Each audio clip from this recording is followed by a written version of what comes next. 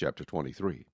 Then Paul, looking earnestly at the council, said, Men and brethren, I have lived in all good conscience before God until this day. And the high priest Ananias commanded those who stood by him to strike him on the mouth. Then Paul said to him, God will strike you, you whitewashed wall.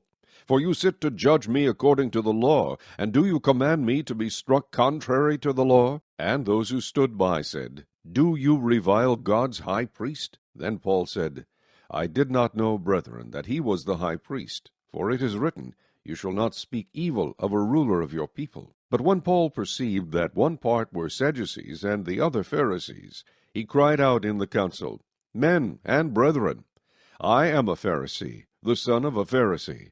Concerning the hope and resurrection of the dead, I am being judged. And when he had said this, a dissension arose between the Pharisees and the Sadducees, and the assembly was divided. For Sadducees say that there is no resurrection, and no angel or spirit. But the Pharisees confess both. Then there arose a loud outcry, and the scribes of the Pharisees' party arose and protested, saying, We find no evil in this man, but if a spirit or an angel is spoken to him, let us not fight against God. Now when there arose a great dissension, the commander, fearing lest Paul might be pulled to pieces by them, commanded the soldiers to go down and take him by force from among them, and bring him into the barracks.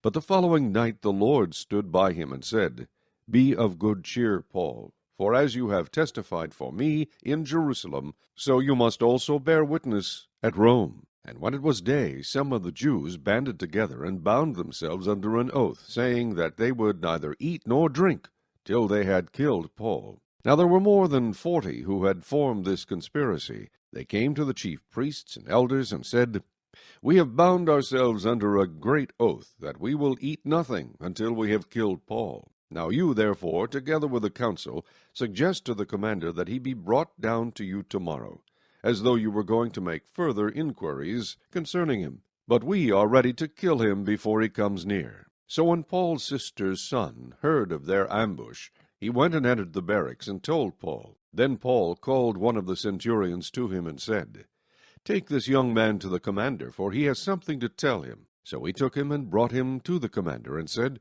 Paul, the prisoner, called me to him and asked me to bring this young man to you. He has something to say to you. Then the commander took him by the hand, went aside, and asked privately, What is it that you have to tell me? And he said, The Jews have agreed to ask that you bring Paul down to the council tomorrow, as though they were going to inquire more fully about him. But do not yield to them, for more than 40 of them lie in wait for him, men who have bound themselves by an oath that they will neither eat nor drink till they have killed him. And now they are ready, waiting for the promise from you. So the commander let the young man depart, and commanded him, Tell no one that you have revealed these things to me. And he called for 2 centurions, saying, Prepare 200 soldiers, 70 horsemen, and 200 spearmen to go to Caesarea at the 3rd hour of the night, and provide mounts to set Paul on, and bring him safely to Felix the governor. He wrote a letter in the following manner. Claudius Lysias, to the most excellent governor Felix, greetings. This man was seized by the Jews and was about to be killed by them.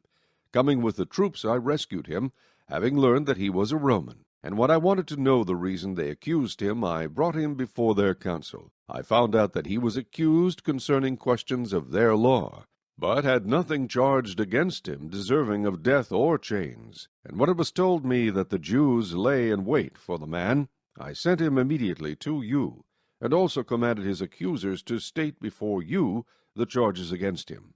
Farewell. Then the soldiers, as they were commanded, took Paul and brought him by night to Antipatris. The next day they left the horsemen to go on with him, and returned to the barracks. When they came to Caesarea, and had delivered the letter to the governor, they also presented Paul to him. And when the governor had read it, he asked what province he was from. And when he understood that he was from Cilicia, he said, I will hear you when your accusers also have come. And he commanded him to be kept in Herod's praetorium.